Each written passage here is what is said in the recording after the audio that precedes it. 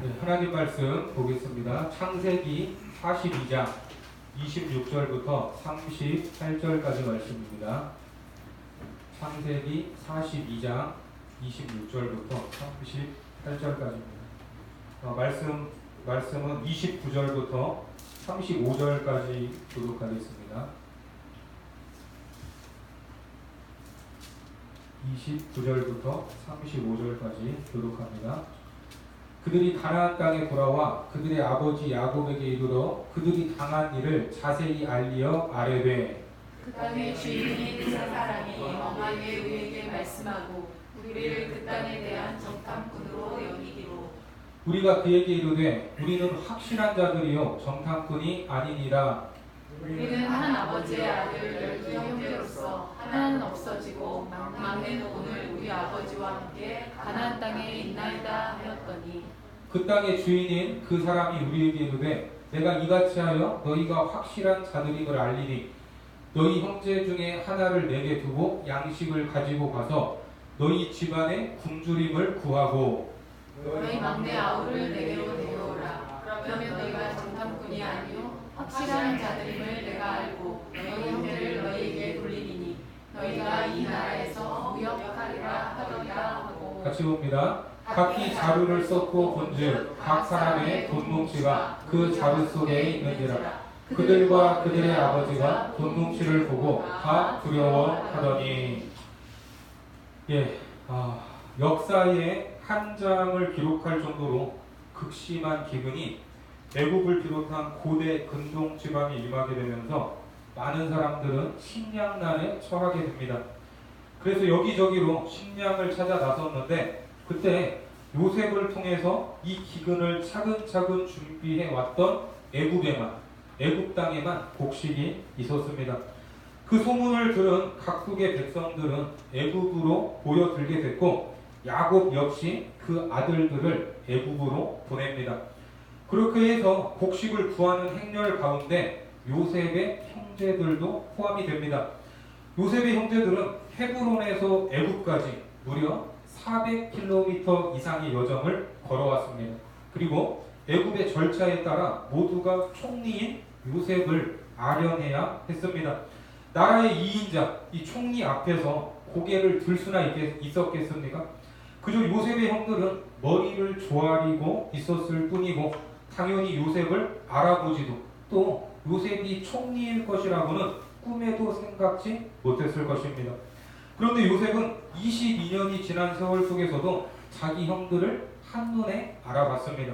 그리고 그동안 기억조차 하지 못했던 꿈, 17살에 꾸었던 11별이 자기를 둘러싸고 절을 하던 꿈을 생각하게 됩니다.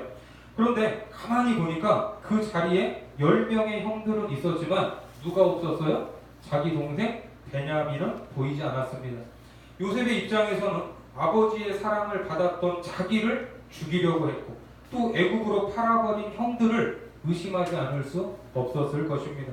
그래서 자신의 신분을 숨긴 채 형들을 정탐꾼으로 간첩으로 몰아세웁니다.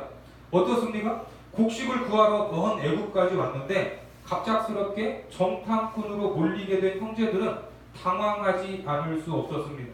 그래서 해명을 하기 위해 이런저런 이야기를 쏟아놓다가 가족사를 이야기하게 되고 막내는 집에 있다고 하고 또 어떻게든 자기들은 간첩이 아니고 신분이 확실하다는 것을 증명하려고 애를 씁니다.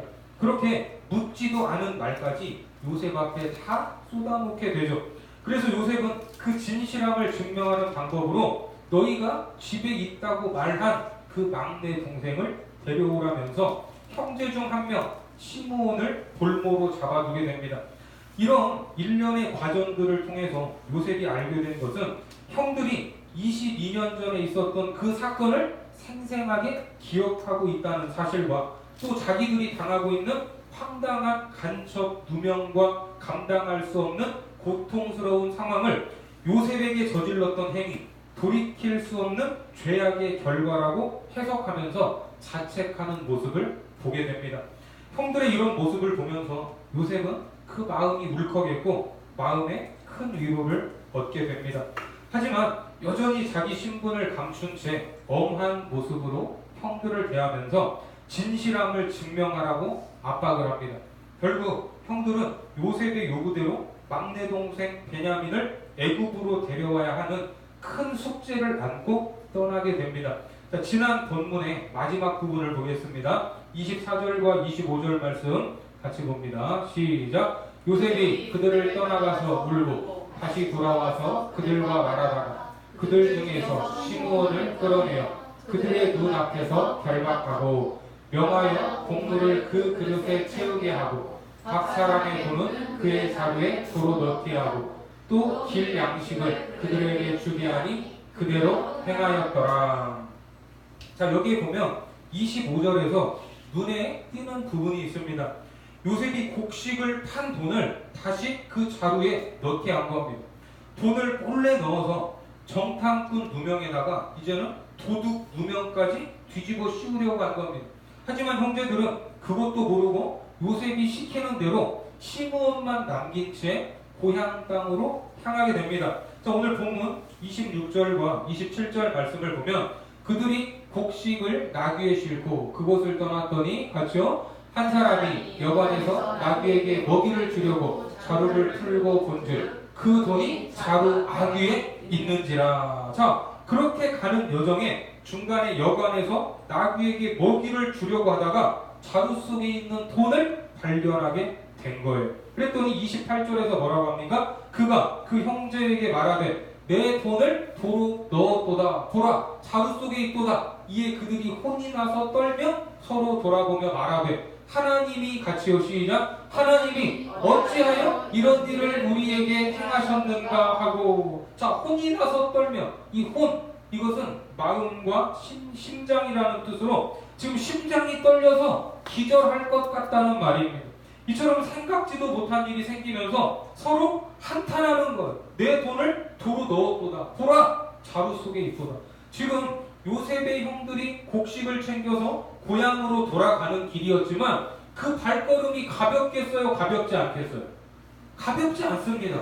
예? 가나안 땅에 기근이 찾아온 것도 힘든 일이었고 곡식을 구하러 멀고 먼 애굽으로 향했던 일도 쉽지 않은 일이었습니다. 그런데 애굽에서 만난 총리에게 간첩 누명을 쓰면서 3일간 감옥에 갇혔다가 결국 형제 한 명이 볼모로 잡힌 채 고향으로 9명만 돌아가고 있었습니다. 고향에 가서도 뭘 해야 됩니까? 아버지가 끔찍하게 아끼는 막내 베냐민을 애굽으로 다시 데려가야 되는데 아버지가 순순히 베냐민을 내놓을지 그렇지 않을지도 모를 일입니다. 안 내놓을 확률이 더 높아요. 그런데 자루 속에서 또 뭐가 나왔어요? 오해를 살 만한 돈이 나온 것입니다. 아직 간첩 누명도 걷지 못했는데 이제는 도둑으로 몰리게 생긴 거예요. 자, 이 정도 일이 꼬이고 꼬였다면 이게 사람이 이게 스트레스를 받겠어요, 안 받겠어요?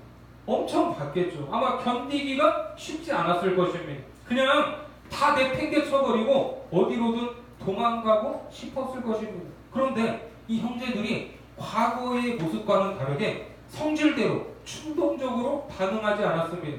어차피 모든 것이 제자리로 돌아오려면 베냐민을 이 애굽으로 데려가야 됐는데 이제는 도둑으로 몰릴 만한 상황에서 베냐민을 데려가지 않으면 볼모로 잡혀있는 시므온을 잃을 것이 더 확실해진 거예요. 이게 더 확실해졌어요. 당연히 돌아가야 했지만 정말 가지 않을 수 없게 된 그러한 상황에 처했습니다. 그런데 그 이유를 뭐라고 말해요? 하나님이 어찌하여 이런 일을 우리에게 행하셨는가? 하나님이 왜 우리에게 이런 일을 하시는가라고 묻기 시작하는 것입니다. 어떻습니까? 요셉의 형들이 변화되고 있다는, 조금씩 변화되고 있다는 증거입니다. 애굽에서 일어난 생각지도 못한 일들이 20여 년 전 요셉에게 저지른 악행의 결과라고 느꼈다면 지금 마주하게 된 상황에서도 누구를 거론하고 있어요? 하나님을 거론하는 것은 이제 그 하나님 앞에서 반응을 하고 있다는 긍정적인 신호로 볼 수 있습니다. 실제로 우리가 믿는 믿음, 우리의 믿음은 고난 앞에서 더 강해지고 시험을 통해서 증명된다는 것을 믿으시기 바랍니다. 우리가 만나는 고난은 우리로 하여금 누구 앞에 서게 만들어요? 하나님 앞에 서게 만드는 것입니다. 그리고 그 고난 앞에서 나의 실체를 바라보게 합니다.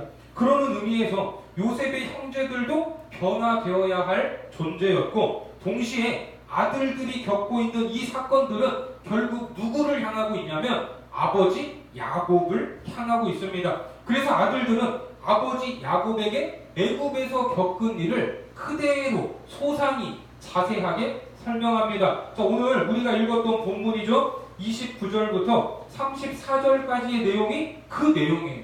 그 내용을 그대로 아버지에게 반복합니다. 자, 다시 한번 29절부터 34절까지 읽겠습니다. 시작. 그들이 가나안 땅에 돌아와 그들의 아버지 야곱에게 이르러 그들이 당한 일을 자세히 알리어 아뢰되, 그 땅의 주인인 그 사람이 엄하게 우리에게 말씀하고 우리를 그 땅에 대한 정탐꾼으로 여기기로 우리가 그에게 이르되 우리는 확실한 자들이요 정탐꾼이 아니니라. 우리는 한 아버지의 아들 12형제로서 하나는 없어지고 막내는 오늘 우리 아버지와 함께 가나안 땅에 있나이다 하였더니, 그 땅의 주인인 그 사람이 우리에게 이르되 내가 이같이 하여 너희가 확실한 자들임을 알리니 너희 형제 중에 하나를 내게 두고 양식을 가지고 가서 너희 집안의 굶주림을 구하고 너희 막내 아우를 내게 데려오라. 그러면 너희가 정탐꾼이 아니요 확실한 자들임을 내가 알고 너희 형제를 너희에게 돌리리니 너희가 이 나라에서 무역하리라 하더이다 하고. 자, 아들들은 아버지에게 변명하듯 말하면서 아마도 마음이 조급했을 것입니다. 지금 하루라도 빨리 가야 시므온을 찾아올 수 있지 않습니까? 그러면서 억울하게 누명 쓴 것을 강조하고 있지만 베냐민을 데려가지 않으면 시므온이 죽을 것이라는 요셉의 말을 살짝 바꿨어요. 살짝 바꾸면서 어떻게 바꿨어요? 베냐민을 데려가면 뭐하리라? 너희가 이 나라에서 무역하리라 하더이다. 이렇게 과장을 합니다. 자, 요셉은 뭐라고 했습니까? 42장 20절 말씀 같이요. 시작. 너희 막내 아우를 내게로 데리고 오라. 그러면 너희 말이 진실함이 되고 너희가 죽지 아니하리라 하니 그들이 그대로 하니라. 자, 어떻습니까? 말을 바꿨어요, 안 바꿨어요? 살짝 바꿨어요. 요셉은 안 데려오면 죽인다고 했는데 지금 이 9형제들은 아버지에게 뭐라고 말해요? 데려가야 우리가 그 땅에서 무역을 할 수 있다고 말하는 거예요. 자, 이렇게 자기들을 변호하려고 했고 죽고 사는 문제를 언급하지 않는 것으로 아버지 야곱을 놀라지 않게, 그리고 베냐민을 내놓도록 설득하려고 했습니다. 하지만 35절에 보면 각기 자루를 쏟고 본즉 각 사람의 돈뭉치가 그 자루 속에 있는지라 그들과 그들의 아버지가 돈뭉치를 보고 어떻게 했어요? 다 두려워하더니. 이야기를 다 듣고 나서 또 곡식값으로 지불된 돈이 그대로 있는 것을 두 눈으로 본 이 형제들, 그리고 야곱은 두려워하게 됩니다. 사실 우리가 야곱의 생애를 봐서 알지만 야곱은 머리가 잘 돌아가는 사람이에요, 안 돌아가는 사람? 머리가 팍팍 잘 돌아가는 사람입니다. 잔머리의 명수로 바보가 아니에요. 바보가. 20여 년 전에 아들들을 살피려고 요셉을 보냈는데 요셉 없이 누구만 왔어요? 나머지 형제들만 왔어요. 예? 그 기억이 어제 일처럼 생생한 야곱입니다. 그런데 이제는 애굽으로 양식을 사오라고 보냈더니 또 한 사람만 빼놓고 나머지 9명만 돌아와서 한다는 말이 애굽의 총리가 어쩌고 간첩이 어쩌고 돈이 그대로 있니 없니 이런저런 말을 늘어놓고 있는 것입니다. 야곱의 입장에서는 별의별 생각이 다 들 수밖에 없어요. 그래서 한탄을 합니다. 36절 같이요. 시작. 그들의 아버지 야곱이 그들에게 이르되 너희가 나에게 내 자식들을 잃게 하도다. 요셉도 없어졌고 시므온도 없어졌거늘 베냐민을 또 빼앗아 가고자 하니 이는 다 나를 해롭게 함이로다. 그렇습니다. 요셉은 이미 잃었고 시므온은 볼모로 잡혔다고 하고 이제 베냐민까지 내놓으라고 하니 졸지에 아들을 3명이나 잃게 생겼습니다. 아무리 더 관심을 갖고 사랑을 주는 아들도 있다지만 그렇다고 해서 죽어도 괜찮을 아들이 있습니까? 그렇지 않죠. 자식들이 속썩이고 근심하게 만들어도 다들 귀한 자식들 아닙니까? 그리고 22년 전에 끔찍한 일이 반복될 것만 같은 상황에서 아들들의 말을 그대로 믿을 수도 없었을 것입니다.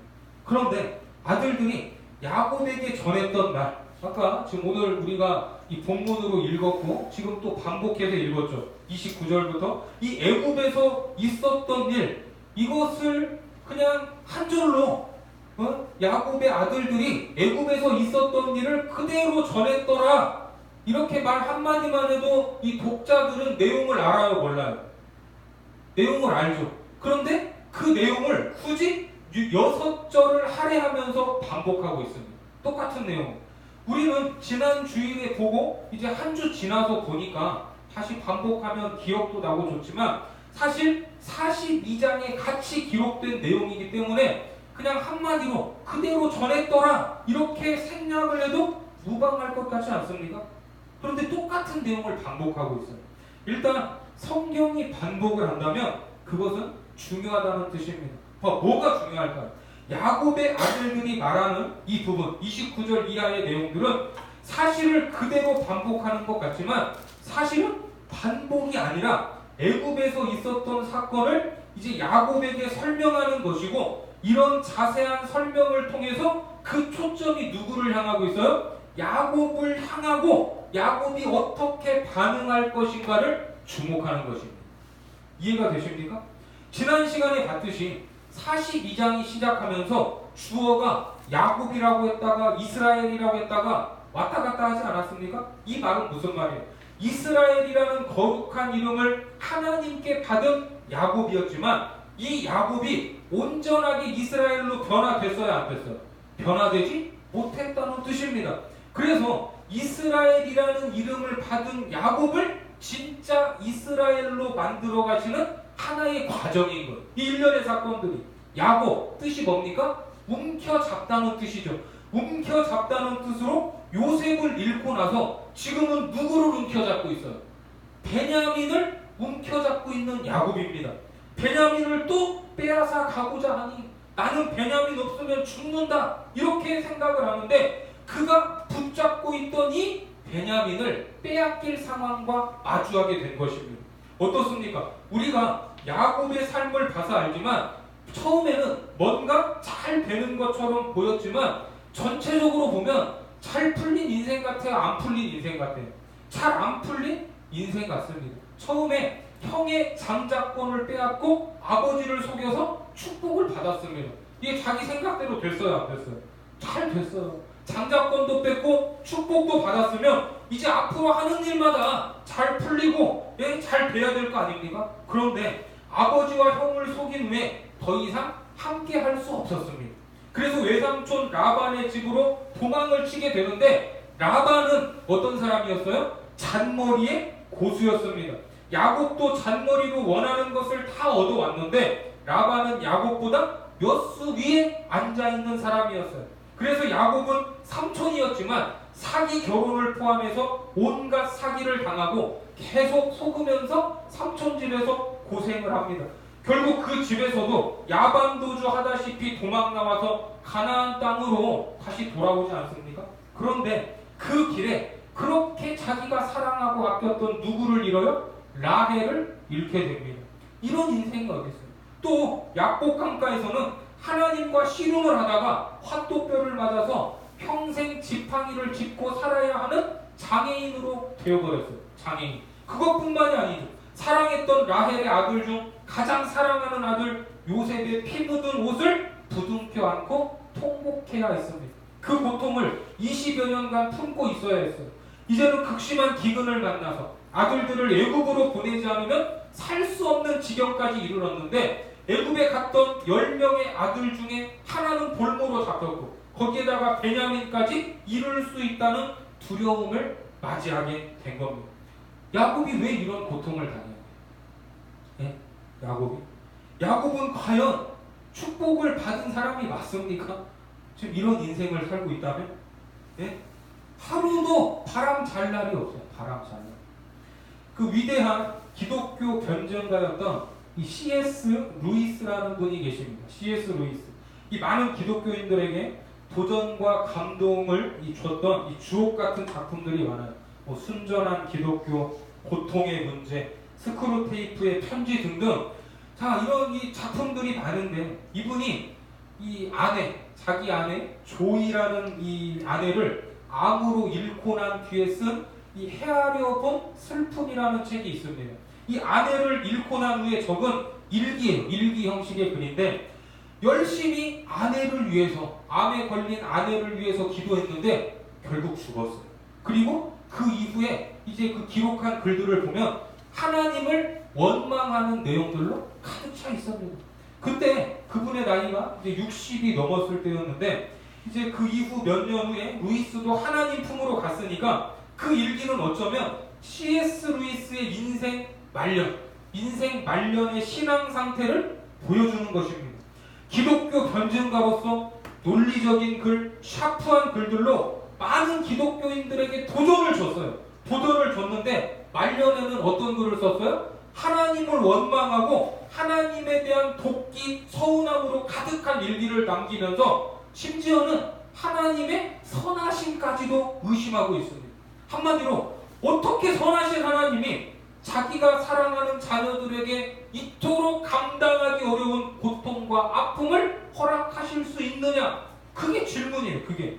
그런데 루이스는 다른 책에서 하나님의 선을 그런 식으로 이해하는 것은 기독교적인 것이 아니다. 이렇게 강력하게 비판을 했던 사람입니다. 그런데 막상 자기가 그런 고통을 당하니까, 그런 어려움을 당하니까 그동안의 자기 주장과 논리는 사라져버리고 하나님에 대한 원망만 쏟아져 나오더라는 것입니다. 어떻습니까? 그렇게 훌륭한 분. 이건 한마디로 뭐예요? 인간은 고통 앞에서 이렇게 나약한 존재라는 거예요.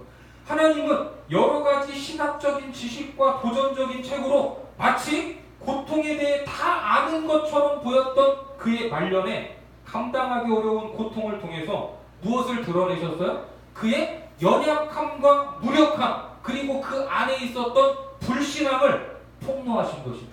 그런데 그렇게 자기의 실체를 바라보는 것, 이것이 복인 줄 믿으시기 바랍니다. 그리고 다시 하나님 앞에 서는 거예요. 그런 감당하기 어려운 고통에 직면하는 사람들은 대부분 처음에는 하나님을 원망하죠. 예? 하나님 나에게 왜 이러시냐? 더 나아가서 하나님은 과연 선하시느냐? 이렇게 묻고 더 나아가서는 하나님의 존재 자체도 의심하게 됩니다. 그러면서 자기도 몰랐던 내면의 깊은 모습을 마주하게 되고 자기 자신을 부인하면서 다시 하나님 앞에 서게 되는 거예요. 오늘 우리가 보게 되는 요셉의 형들이 그랬습니다. 애굽에서 누명을 쓰면서 20년 동안 숨겨왔던 요셉의 사건을 다시 꺼내놓잖아요. 요셉에게 악행한 것이 이렇게 우리로 하여금 고통을 받게 하는구나. 또 곡식값으로 지불된 돈이 발견되면서 하나님이 왜 이렇게 행하시는가? 하나님이라는 말이 저절로 튀어나오고 있습니다. 그리고 이제는 하나님만 붙잡게 되는 거예요. 그렇습니다. 내 상황과 환경이 어떠할지라도 언제나 변하지 않는 명제. 변하지 않는 명제는 이것입니다. 따라해보세요. 하나님은 항상 옳습니다. 항상 옳습니다. 믿습니까? 아멘. 지금 야곱의 삶에도 감당하기 어려운 고난과 고통이 찾아왔지만 그것을 하나님이 허락하셨다면 그것 역시 선한 것이고 옳은 것입니다. 이제 야곱의 결단만 남았는데 야곱은 여전히 움켜잡고 있는 베냐민을 내어줄 마음이 없어 보입니다. 하지만 베냐민이 없으면 죽을 것 같지만 지금 이 상황에서 베냐민을 놓지 않으면 누가 죽어요? 시므온도 죽고 더 나아가서 애굽에서 곡식을 구해오지 못하면 온 가족이 죽게 될 상황이 되는 거예요. 이런 상황에서 이제 장남이 나섰어요. 장남. 자, 그래도 장남인가? 자, 37절 말씀 같이 봅니다. 시작. 르우벤이 그의 아버지에게 말하여 이르되 내가 그를 아버지께로 데리고 오지 아니하거든. 내 두 아들을 죽이소서. 그를 내 손에 맡기소서. 내가 그를 아버지께로 데리고 돌아오리이다. 자, 르우벤은 장남입니다. 12아들 중에 장남인데 지금 이제 르우벤이 나서서 아버지에게 지금 이 말을 했어요. 그런데 지금 이 말이 상황에 맞습니까? 예? 베냐민을 보내주면 모든 누명을 벗고 베냐민도 시므온도 책임지고 자기가 데려오겠대. 그런데 만에 하나 실패하면 어떻게 하래요? 자기 두 아들을 죽여버리래요. 르우벤에게는 4명의 아들이 있었습니다. 창세기 46장 9절에 보면 르우벤의 아들 하녹과 발루와 헤스론과 갈미오, 이 4명의 아들 중에 2명을 내놓겠다는 거예요. 이 시대 고대 근동에서는 자녀의 목숨이 아버지 손에 달려 있어서 아버지가 죽일 수도 있었습니다. 그러니까 자기가 내놓겠다는 아들 둘을. 하지만 이 말은 뒤집어서 생각을 하면 어떤 말입니까? 야곱의 입장에서 아버지가 2 아들을 잃으신다면 2 손자까지 더 잃으셔도 좋습니다. 이 말이에요. 이게 지금 말입니까? 뭡니까? 이게 말도 안 되는 소리죠. 그런데 성경은 이렇게 말 같지도 않은 르우벤의 제안을 굳이 소개하고 있습니다. 물론 르우벤은 어떤 사람이에요? 충동적인 사람으로 아버지의 첩과 간통한 전과가 있습니다. 네? 하지만 르우벤의 이런 말도 안 되는 제안은 다른 형제를 위한 희생의 마음이 조금이라도 있었기 때문에 했다, 이렇게 볼 수 있습니다. 그렇지 않습니까? 물론 말도 안 되고 무모하고 실현 가능성은 전혀 없습니다. 그렇죠? 그런데 자기 아들을 내어주겠다는 이 제안, 내 아들을 죽이세요, 내 아들을 내어주겠습니다, 이 제안은 우리로 하여금 어떠한 사건을 연상하게 합니다. 우리를 위해 아들을 내어주신 분이 계세요, 안 계세요? 계시죠. 그것도 아무런 의미가 없어 보이는 저주받은 자의 상징이었던 십자가의 아들을 내어주셨습니다. 자기들이 지은 죄 때문에 죽는 것이 지극히 당연하고 필연적인 인생들인데 그 죄인들을 위해서 하나님은 하나밖에 없는 아들을 내어주셨습니다. 아멘이십니까? 하지만 야곱은 아들 10명이 어떻게 되더라도 누구는 안 된다? 베냐민은 안 된다고 버티고 있지 않습니까? 절대 그 아들 하나를 이룰 수 없다고 고집하는 야곱과 모두를 살릴 수 있다면 내 4명의 아들 중 2명을 기꺼이 내어줄 수 있다는 르우벤의 모습 중에 누가 더 하나님과 가깝습니까? 르우벤이 조금 더 가까운 것 같죠. 르우벤이에요. 아무튼 말도 안 되고 전혀 위로도 되지 않는 제안이었지만 이제는 이 제안을 듣는 야곱이 결단할 차례입니다. 자, 야곱이 어떻게 반응을 하는지 보겠습니다. 시작. 38절요. 시작. 야곱이 이르되 내 아들은 너희와 함께 내려가지 못하리니 그의 형은 죽고 그만 남았으리라. 만일 너희가 가는 길에서 재난이 그에게 미치면 너희가 내 흰머리를 슬퍼하며 스올로 내려가게 함이 되리라. 자, 보낸대요, 안 보낸대요? 못 보낸대요. 야곱은 베냐민을 보내면 자기가 살지 못할 거라고 말합니다. 그런데 베냐민이 가지 않으면 다 죽어요. 다 죽게 되는 상황입니다. 죽을 것 같아서 내놓지 못하는데 그것을 내놓지 않으면 다 죽게 되는 아이러니한 상황. 이제 어떻게 해야 됩니까? 이제 어떻게 해야 돼요? 이 원주민들이 이 원숭이를 잡는 아주 간단한 방법이 있다고 합니다. 이 원숭이가 다니는 길목에 이 손이 원숭이 앞발이 들어갈 만한 이 굴을 파서 이 원숭이가 좋아하는 나무 열매를 집어 넣으면 됩니다.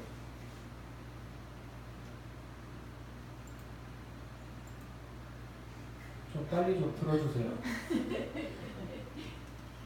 First, he laboriously fills a hole 자, in a giant ant heap when he is sure a baboon is watching him because he knows baboons are 이때 incurably 이제 그 inquisitive. 열매 냄새를 Next, he 맡고 puts some wild melon 원숭이는 seeds into the hole 굴에 and works them in so that they drop into a hollow. 볼륨을 좀 Then he 줄여주세요. saunters off, knowing the baboon is burning with curiosity. The baboon doesn't trust that human being at all, so he plays it cool. But 자, he 저렇게 doesn't know 이제 what is 그 in that confounded 열매 hole. 냄새를 맡고 온 원숭이가 이제 굴에 손을 넣고 그 열매를 빼려고 하는데 들어갈 때는 손이 잘 들어가죠. 들어갈 때는. 그런데 손을 뺄 때는 꽉 움켜쥔 나무 열매 때문에 손이 빠져요, 안 빠져요? 절대 빠지지 않습니다. 그러면 그때 가서 원숭이를 잡을 수 있는 거예요. 그때 원숭이는 먹이가 없으면 안 된다고 생각을 하니까 이것을 움켜잡고 있겠지만 그것을 놓지 않으면 어떻게 돼요? 잡혀서 죽게 되는 상황입니다. 잡혀서 죽게 돼요. 어쩌면 지금 이 모습이 누구의 모습이에요? 야곱의 모습이고 어쩌면 우리들의 모습일 수 있습니다. 우리도 이런 상황을 마주할 때가 있지 않습니까? 이것을 내려놓으면 내가 살 수 있을까? 이것이 마지막 보루인데 하나님께 맡긴다고 이루어질까? 내가 붙잡고 해야 되는 것 아닌가? 우리의 믿음이라는 것은 너무나 어리석고 말도 안 되는 상황처럼 보일 때가 많습니다. 또 믿음대로 하면 손해가 이만저만이 아닌 것 같기도 합니다. 하지만 그렇게 말도 안 되는 십자가의 죽음, 말도 안 되는 십자가의 죽음이 최고의 선이었고 모든 사람을 살리는 유일한 방법이 되었듯이 우리들의 삶 속에서 일어나는 모든 사건과 상황들을 하나님이 다 버무리시고 섞고 휘저으면서 한마디로 합력하여 선을 이루어 가시는 하나님의 섭리와 그분의 열심이 야곱과 이스라엘의 12지파의 조상들 그리고 우리를 그분의 자녀요 백성답게 만들어가는 과정이라는 것을 믿으시기 바랍니다. 그래서 예수님께서 이렇게 말씀하셨어요. 누가복음 18장 19절 말씀 같이 봅니다. 시작. 예수께서 이르시되 네가 어찌하여 나를 선하라 일컫느냐 하나님 한 분 외에는 선한 이가 없느니라. 누구만 선해요? 하나님만 선해요. 하나님만. 그래서 선이라는 단어 굿, 이 굿 아시죠? 굿. 이 굿은 어디에서 파생된 말입니까? 갓에서 파생된 말입니다. 선의 근원이 선 그 자체가 바로 하나님이라는 말입니다. 따라서 우리가 만나는 이해할 수 없는 고통과 납득되지 않는 삶의 모순 속에서도 언제나 하나님의 선하심을 인정하고 나를 둘러싼 모든 환경을 누구의 관점으로? 하나님의 관점으로 해석해야 되고 놓으면 죽을 것 같은 것을 내려놓아야 하나님으로만 살아가는 믿음의 길을 걸을 수 있는 것입니다. 지금 내가 내려놓지 못하는 것은 무엇입니까? 내려놓으면 두렵고 외롭고 살아갈 수 없을 것처럼 느껴지는 그것이 있습니까? 하지만 그거 내려놓아도 인생이 망하지 않고 끝나지 않습니다. 오히려 내려놓지 못하고 움켜쥐고 있기 때문에 망할 수 있습니다. 왜요? 그것이 우상이기 때문입니다. 그것 붙잡고 있다가 하나님을 붙잡지 못하기 때문입니다. 그래서 하나님은 오늘도 우리에게 그것을 내려놓으라고 말씀하십니다. 그 내려놓음을 통해 역사하시는 하나님을 붙잡고 경험하는 거룩한 자녀들이 되시기를 주님의 이름으로 축원합니다. 기도하겠습니다.